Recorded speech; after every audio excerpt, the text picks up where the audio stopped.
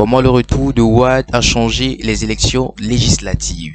Décryptage. Selon Jeune Afrique, le retour de Corgi n'aura pas eu la panache de celui de février 2019 lorsqu'il avait été accueilli par plusieurs centaines de militants avant de se lancer dans une traversée de Dakar.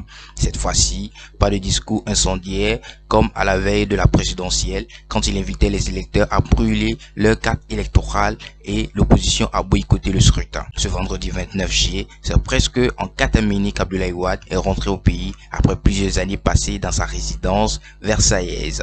Selon Sud Quotidien, tel un phénix, Maître Wade renaît encore de ses cendres. Et pour cause, l'ancien président de la République, Maître Abdoulaye Wade, pourrait être le grand gagnant de ce scrutin du 31 juillet. Il vient de faire un retour triomphal après quelques années d'absence sur la scène politique sénégalaise. Son arrivée au Sénégal vendredi dernier a complètement changé la tournure de cette législative. L'intercoalition Walou-Yewi a dicté sa loi sur les grandes villes du pays, ce qui pourrait mener à une cohabitation à l'Assemblée nationale selon les premières tendances de ce scrutin.